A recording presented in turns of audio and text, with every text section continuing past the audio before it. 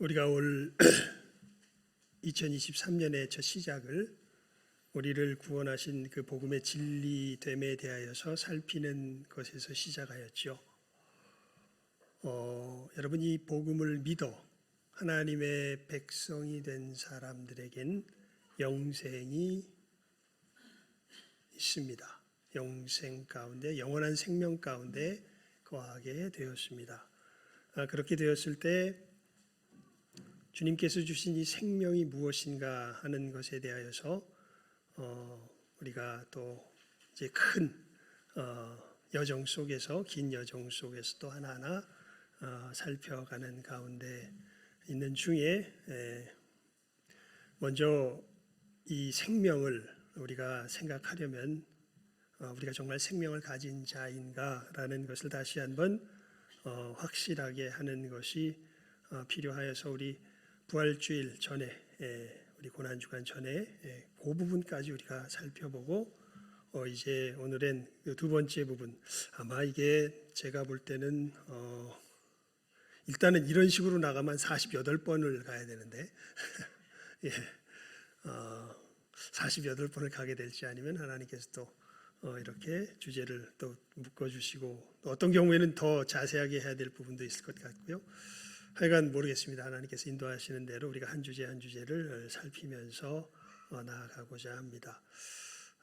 또 그러면서 우리 또 이제 오늘 지나고 다음 주일 지나면 또 우리 가정의 달이잖아요. 가정의 달인 또 우리 가정의 달 말씀도 좀 살피고 하면서 여러분들이 어떻게 보면은 마음을 좀 느긋하게 가지시고 주님께서 주신 생명이 어떠한 것인가에 대해서 우리가 전체적으로 한번 살펴보는 시간들 또 하나하나 확인하며 갈 수 있기를 바랍니다. 사실 이제 우리가 계속 준비하는 거죠. 복음이 증거되고 이 복음의 역사 속에서 새로운 생명들이 하나님께서 우리들을 교회 가운데로 보내어 주실 것입니다. 그러면은 그 사람들을 어떻게 우리가 바르게 길러낼 것인가 하는 것을 우리가 진지하게 고민하며 이렇게 말씀을 하나하나 살피는 것이니까요. 자, 그러면서 오늘 설교 제목이 이거죠. 거듭난 자의 고백.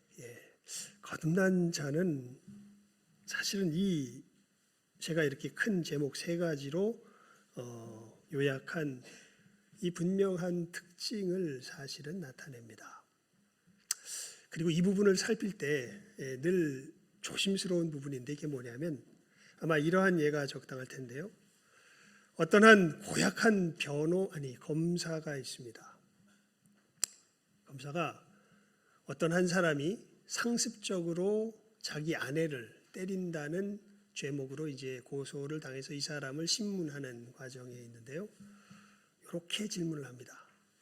당신 요즘도 아내를 때리십니까? 여러분, 우리가 뭐라고 대답해야 될까요?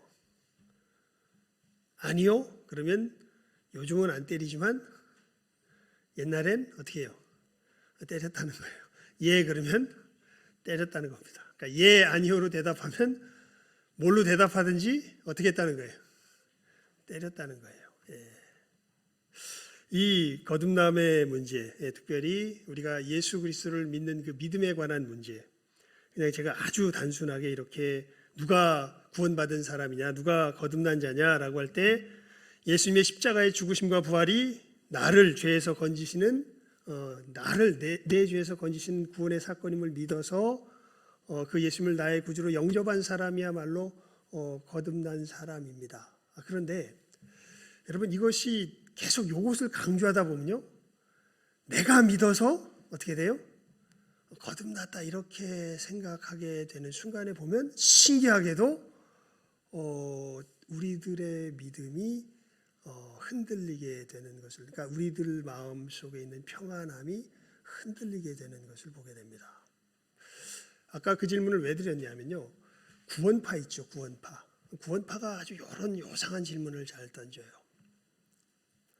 구원파가 이런 식의 질문을 가지고 예전에 왔었죠. 제가 청년 때에 당신 구원 받았냐? 구원 받았다. 그러면 구원 몇 날 며칠 날 받았냐? 당신 태어난 생일 아는 것처럼 구원 받았다면 구원 받은 날을 알아야지. 그러면서요, 여러분 이 구원받은 사건에 대해서 내 머릿속에서 굉장히 명확하고 명시적으로 벌어진 어떤 한 사건을 기억하냐 기억하지 못하느냐로 이 구원의 사건을 이렇게 동일시하는 것을 보게 됩니다. 그렇게 되면요, 아주 교묘하게 예수님을 이야기하는데 사실은 자기 구원의 근거가 예수님께 있는 것이 아니라 자기의 고백에 혹은 자기가 어떤 예수님을 영접하느라고 행한 어떤 한 행동에 우리들의 신앙이 기초하게끔 그렇게 인도해 가는 것을 참 제가 예전에 이 구원파 문제를 가지고서 청년 때 고민하는 가운데 깊이 좀 방황했던 그런 적이 있습니다. 그리고 많은 사람들이 예수를 믿는 믿음 속에서도 이런 부분에 있어서 굉장히 혼동을 겪게 되는 것을 보게 됩니다. 여러분, 진짜 믿음은요, 우리 204장인가 찬송가에 있습니다. 우리 세상과 나는 간 곳 없고 구속한 주만 보이도다. 그러니까 진짜 구원을 받은 사람들은요, 물론 이것이 이게 자기 힘으로 되죠. 여기가 정말 신비한 부분입니다. 일단 내 의지를 동원해서 뭔가 하려고 하면 할수록 내용은 너무나 명백한데 틀린 얘기가 아니에요. 그런데 신기하게 그것을 뭐라 그럴까요? 나의 힘으로 붙들려고 하는 순간 우리 구원의 밑바닥은 흔들리기 시작합니다. 그래서 제가 청년 때 그러한 경험을 했습니다. 그래서 이 구원파의 이 도전이 오면서요, 제가 예수를 믿는 건지 아닌지 막 내 속에서 불안해지는 거예요. 그래가지고 말씀은 잘 알았으니까 하여튼 말씀을 가지고서 어떻게 하든지 이러니까 이런 성경의 말씀 속에서 내가 예수를 믿는 게 맞지라고 스스로 어떤 하나의 논리를 하나에 딱 세워놓고 그 위에 내가 탁 이제 서서 그러니까 난 이 구원 받은 사람이야라고 서게 되려는 순간 신기하게 내 마음에 내가 만들어 놓은 반석 위에 내 발을 딱 내딛는 순간 와르르 무너져 내립니다. 그리고 또 하염없이 내가 구원받은 사람이 맞나? 밑으로 계속 떨어져 내려가게 되죠. 그래서 또 너무 불안하니까 내 마음속에서 아니야, 나 예수님께서 십자가에 죽으신 거 믿잖아 뭐 해가지고 막 내 머릿속에서 또 하나님의 말씀 동원해서 또 뭐 여러 가지 또 막 만들어놔요. 그래서 이제 다 만들어 놓고 그래 이 정도면은 완벽하지 하고 그 위에 내 자신을 턱하니 올려놓으려는 순간 다시 또 와르르 무너져 내리면서 저 밑으로 끊임없이 추락해가는 제 모습을 봅니다. 솔직히 이렇게 보면요, 어떤 분들은 저와 비슷한 지금 고민을 하고 있는 분들이 예전에 보면 보였던 분들이고 지금 겨우 거기서 지금 헤어나와서 지금 이렇게 이 늪을 빠져나오신 분도 살짝 보이는 것 같고요. 아니면 지금 또 계속 이 고민 가운데 헤매고 계시는 분도 있는 것을 보게 됩니다.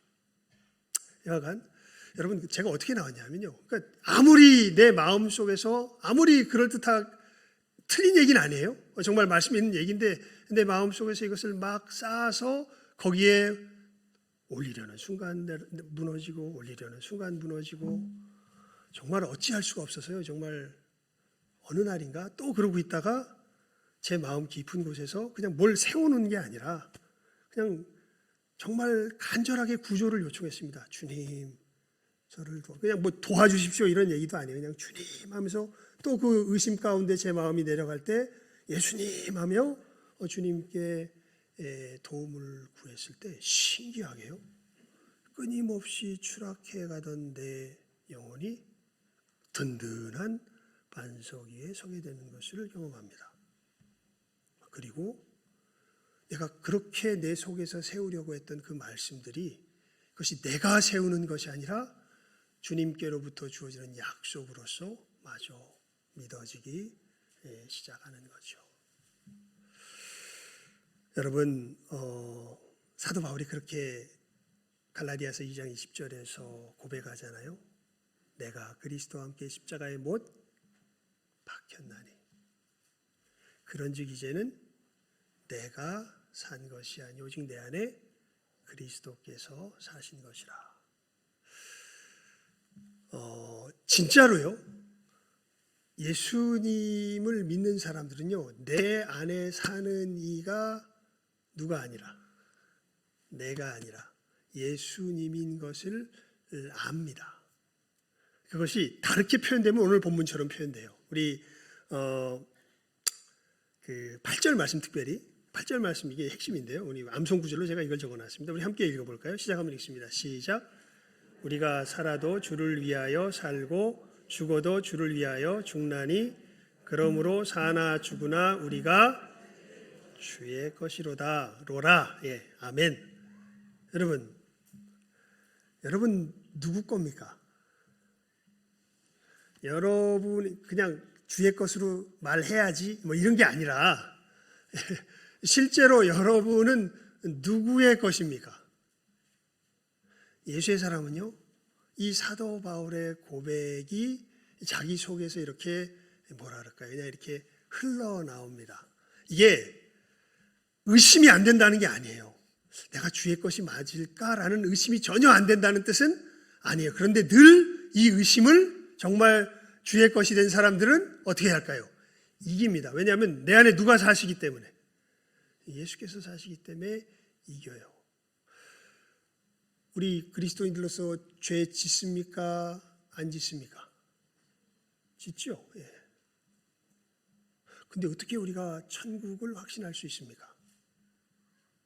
그건 이것이 이루어지지 않으면 될 수가 없어요. 내가 누구 게 아니라, 내 게 아니라 누구 것이라는, 예수님의 것이라는 이 분명한 울림이 우리들 속에서 울려나오지 않으면요, 내가 천국에 갈 수 있을 것이라는 확신을 할 수가 없습니다. 예. 여러분, 이렇게 내 안에 사는 이가 바뀐 이들, 이 사람들은 틀림없이 이 고백을 해요. 제가 그냥 명백하게 적어놨어요. 예수님의 십자가의 부활이 나의 죄에서 건지시는 구원의 사건임을 믿어서 그분께 나를 의탁해서 그분을 나의 구원자로 영접한 사람들이면 이 사람들이 이제 예수의 사람들입니다. 사는 이가 바뀐 사람들입니다. 그리고요, 이 사는 이가 바뀐 사람들에게서 두드러지게 나타나는 아주 본질적인 변화가 있어요. 그것을 여러분들이 한번 이 말씀을 통해서 잘 한번 오늘 특별히 살펴볼 수 있길 바랍니다. 이것이 어디에 보면 가장 이렇게 뭐라 그럴까 명쾌하게 드러나냐면요, 야곱이 야복 강가에서 변화되는 사건 속에서 보면 도대체 예수님을 믿어 영접하게 된 사람들에게 일어나는 가장 본질적인 변화가 무엇인지가 잘 드러납니다.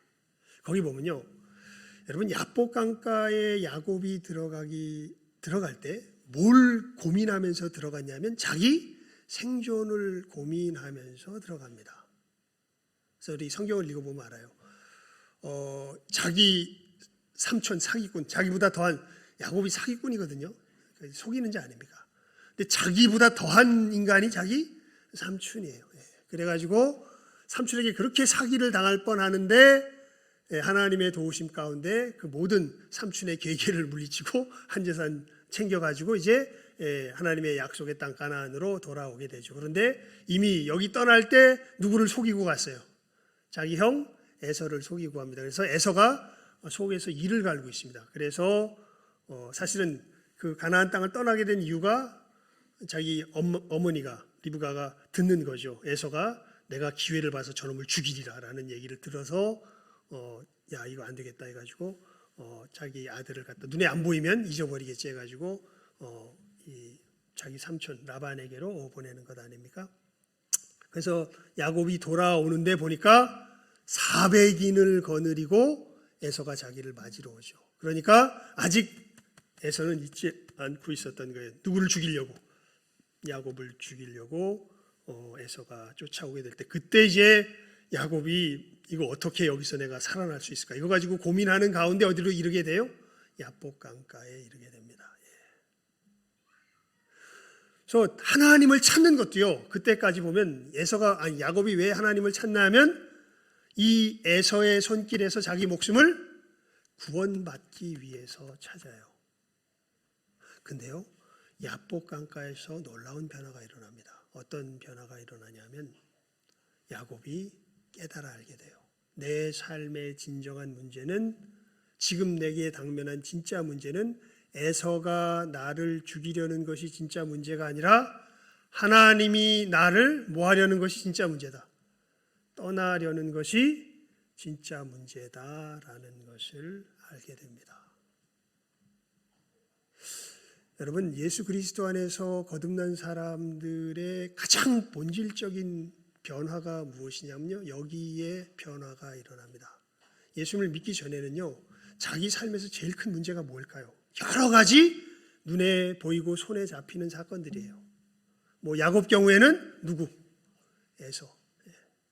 여러분 같은 경우에는 뭘까요? 모르겠습니다. 뭐 누구와의 관계일 수도 있고, 사업의 어떤 문제일 수도 있고, 여러분의 병난 몸일 수도 있고, 여러 가지 문제들이 될 수 있습니다.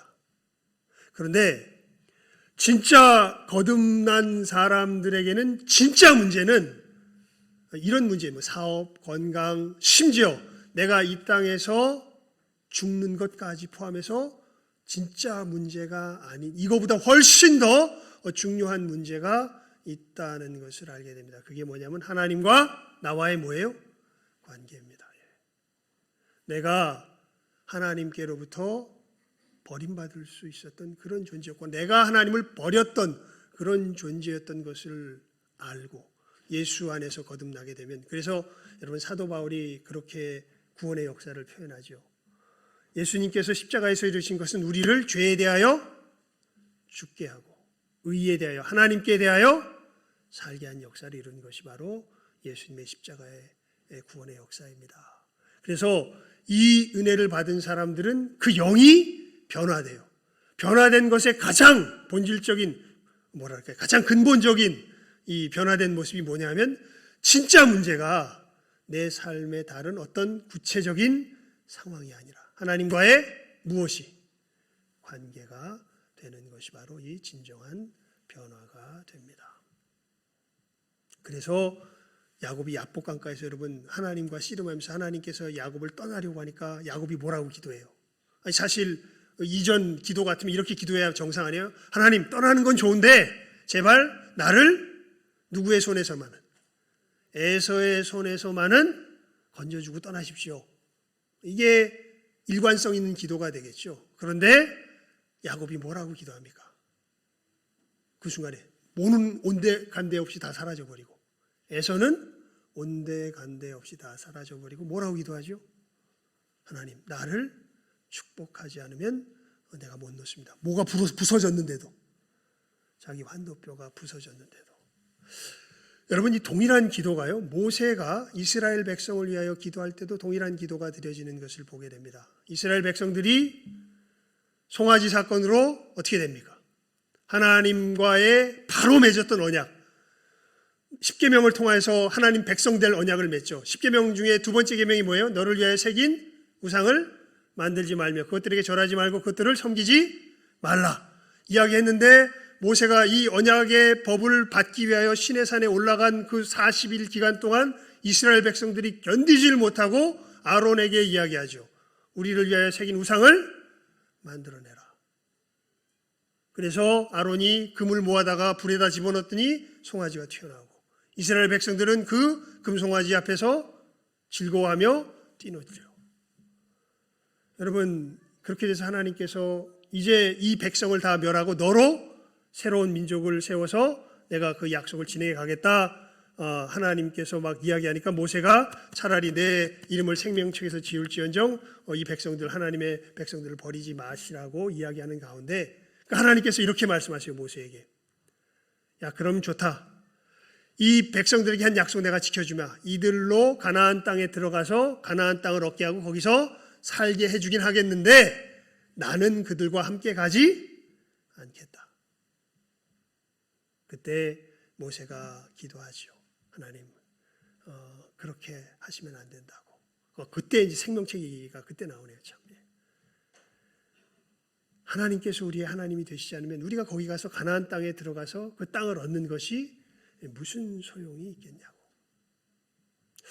여러분, 여러분이 진정 거듭나셨습니까? 그렇다면요, 여러분에게 진짜 문제는 어떠한 구체적인 상황 자체가 문제라기보단 하나님과의 나와의 관계가 문제가 된 존재들로 변화됩니다.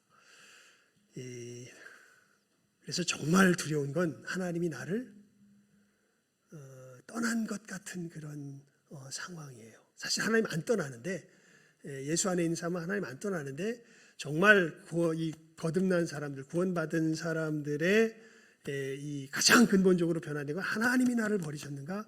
하나님이 나와 함께 하시는가?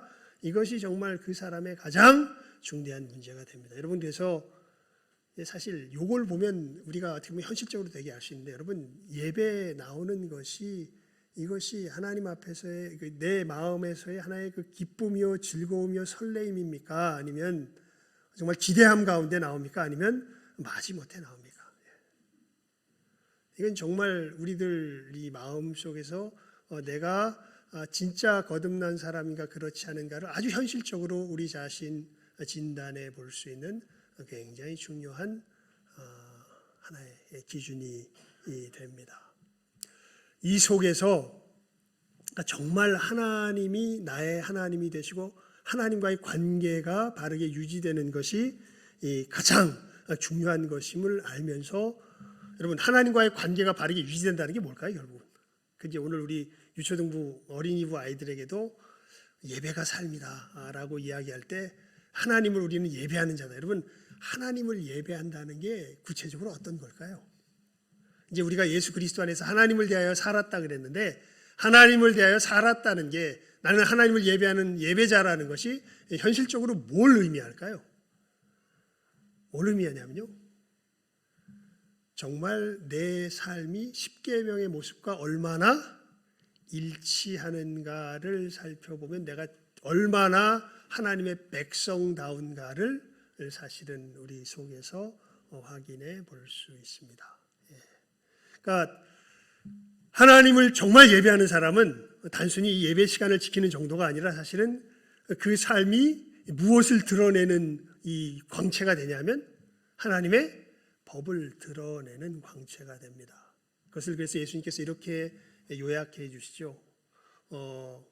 하나님을 사랑하고 내 이웃을 내 몸과 같이 사랑하라. 정말 하나님을 예배하는 사람은 하나님과의 관계가 중요해지면서 누구와의 관계가 이제는 새롭게 되기 시작할까요? 내 이웃들과의 관계가 새롭게 되기 시작하고, 그리고 더 나아가서는 이 온 세상과의 관계가 새롭게 되어져 가는 것이 바로 이 우리들의 변화된 삶, 영생의 삶의 아주 궁극적인 모습이 됩니다. 사실 우리가 어떤 부분이 어떤 식으로 구체적으로 변화되었는가라는 것을 살피는 게 앞으로 48번 사실은 이 시간들 속에서 우리가 살펴보게 될 바입니다.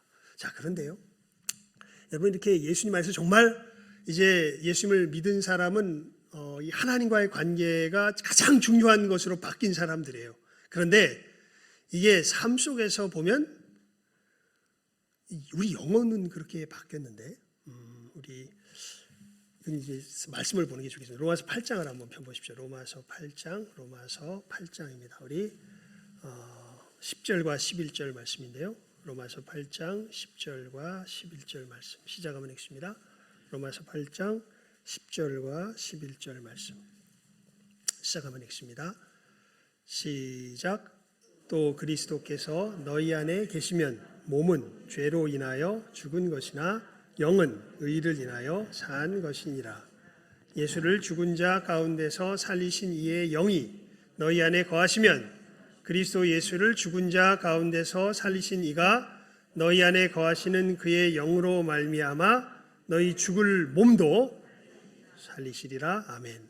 이게 뭘 얘기하냐면, 우리는 이제 우리 정신은, 우리의 영은 예수님 안에서 변화됐습니다. 이제는 하나님과의 관계가 가장 중요한 진짜 영생의 삶을 살아가는 존재가 되었는데, 이것이 우리가 그냥 정신만 있는 존재가 아니라 뭐가 융합된 존재냐면 정신과 육체가 융합된 존재입니다. 그런데 우리 영은 예수님의 역사 속에서 분명하게 이제 새로워졌는데 아직 덜 새로워진 부분이 있어요. 이게 뭐예요? 우리 몸입니다. 몸. 그래서 실제로 우리 삶은요, 옛날 하나님이 가장 중요하지 않았을 때의 삶과 이제는 내 영에서부터 변화돼서 하나님이 가장 중요해진 이 삶이 어떻게 돼 있냐면 실제로 우리 삶 속에서 혼재되어서 살아갑니다. 그래서 이 옛날 삶을 부수고 이 새 삶으로 하나하나 새로워져 가는 삶이 우리들이 살아가는 믿음의 삶의 현실이 돼요. 이 에베소서 4장을 한번 펴보시겠습니까? 에베소서 4장입니다. 에베소서 4장. 에베소서 4장. 예. 에베소서 4장. 그래서 사도 바울이 이것을 이렇게 이야기하죠. 21절에서 24절입니다. 에베소서 4장 21절에서 요거를 읽고 우리가 말씀을 맺으려고 하는데요. 21절에서 24절까지 말씀입니다. 시작하면 읽습니다. 시작. 진리가 예수 안에 있는 것 같이 너희가 과연 그에게서 듣고 또한 그 안에서 가르침을 받았을진데 너희는 유혹의 욕심을 따라 썩어져가는 구습을 좇는 옛 사람을 벗어버리고 오직 심령으로 새롭게 되어 하나님을 따라 의와 진리의 거룩함으로 지으심을 받은 새 사람을 입으라. 아멘. 그러니까 이렇게 우리 영이 새로워졌지만 아직 우리 통합된 우리 영과 육이 하나인 우리 존재. 그러니까 우리는 영적인 존재만이 아니에요. 우리는 뭐와 뭐가 같이 있는 존재예요. 영과 육이 같이 있는 존재입니다. 우리 존재 전체적으로 보게 되면 무엇과 무엇이 지금 혼재해 있냐면 옛 사람과 어떤 사람이 새 사람이 혼재해 있어요. 그래서 사도 바울이 지금 권고하는 거죠. 너희는 유혹의 욕심을 따라 썩어져가는 구습을 좇는 옛 사람을 어떻게 하고 벗어버리고 오직 심령으로 새롭게 되어 하나님을 따라 의와 진리의 거룩함으로 지으심을 받은 새 사람을 어떻게 해라? 입어라. 예. 그래서 이 전쟁이 우리들 속에서 주님 만나는 그날까지 계속되어져 가는 것이 우리의 신앙의 삶의 현실의 모습이 되는 것이죠. 여러분,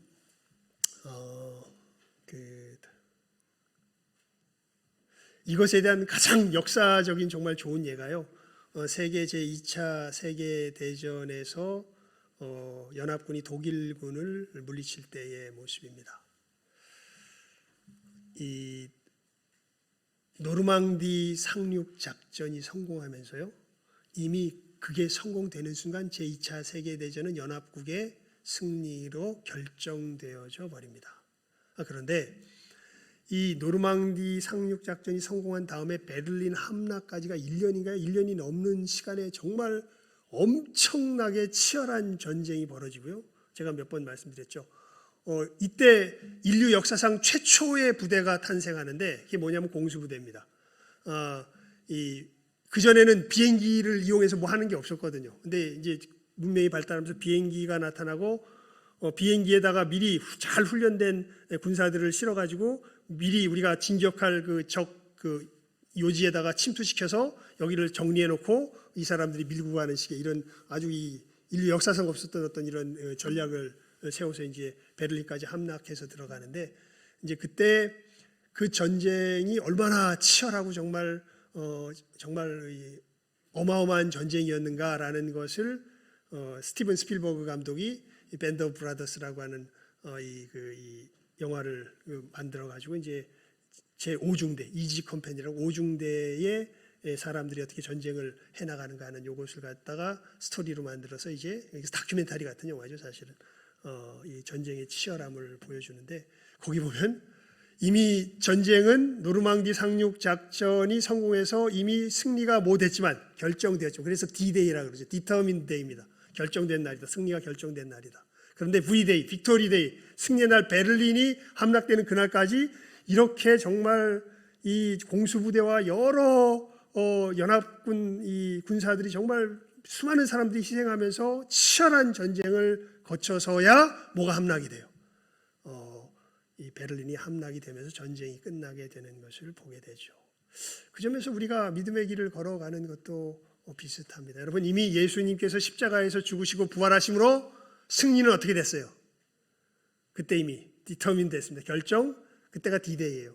그때 성령님과 이미 결정됐습니다. 하지만 이 모든 죄와 악이 우리들 몸에서부터, 우리의 삶에서부터, 우리 주변 사회에서부터 이 모든 죄와 악이 떠나가고 정말 하나님의 온전한 나라가 임하는 그 V-Day가 임하기까지는 우리들이 뭘 벗어버리고, 옛사람을 벗어버리고 뭘 입는, 새 사람을 입는 이 치열한 영적 전쟁에 우리가 길을 걸어가야 되는 것을 성경이 우리들에게 분명하게 교훈하여 주고 있는 것이죠. 여러분, 거듭난 그리스도에게는 이 분명한 세 가지 특징이 드러납니다. 내 안에 사는 이가 누구고? 예수 그리스도고, 예수님께서 사는 사람은 이제 그에게 가장 중요한 것은 무엇으로 변화되고? 하나님과의 관계로 변화되고, 이 하나님을 섬기는 삶이 내 현실에서 실제로 회복되며 변화되며 일어나는 이 구체적인 삶을 살아가는 모습들이 이 거듭난 자의 삶 속에서 분명한 표적으로서 나타난다는 것을 여러분 분명히 아시고, 내가 과연 이 믿음의 길을 제대로 걷고 있는가 우리 자신을 살피며 이 복된 생명의 길 제대로 누리며 걸어갈 줄 아는 이 시간 함께하는 우리 모든 귀한 영혼들 다 될 수 있기를 주님의 이름으로 축원을 드립니다. 기도하겠습니다. 하나님 아버지, 감사합니다. 저희들 진정 거듭난 자의 특징에 대하여서 저희들 오늘 말씀을 통하여서 살폈습니다. 하나님, 두려워하기보단 정직할 수 있는 우리들 되게 하여 주시옵소서. 정말 내 안에 사시는 이가 예수 그리스도신가, 우리가 진실하게 고백할 수 있는가, 내 모습을 하나님 앞에 진실하게 살필 줄 아는 은혜가 있게 하여 주시고, 아버지 하나님, 참으로 거듭난 사람들은 그 무엇보다 하나님과의 관계가 중요한 것으로 변한 자기 자신을 부인할 수가 없습니다. 하지만 동시에 내 삶 속에 아직 육체의 옛 습관들이 남아서 옛 모습과 새 모습이 싸우는 내 자신도 부인할 수 없습니다. 하지만 주님 승리하신 것을 믿기에, 내 안에 사는 이가 예수 그리스도이신 것을 알기에, 이제는 내가 사는 것 아닌 것을 알기에 이 싸움 속에서 결국은 승리하며 하나님을 섬기며 내 우상을 부수며 한 걸음 한 걸음 걸어가는 진정한 믿음의 삶을 살아가는 자들이야말로 주님 안에서 거듭난 자들인 것을 이 시간 이 말씀을 통하여서 다시 한번 확인하게 하여 주시고, 이 진정한 생명의 걸음 바르게 걸어갈 줄 아는 이 시간 함께하는 우리 모든 귀한 영혼들 다 되게 하여 주시기를 간절히 바라옵고 소원하옵고 축복하오며 모든 것 예수님의 이름으로 기도드리옵나이다. 아멘.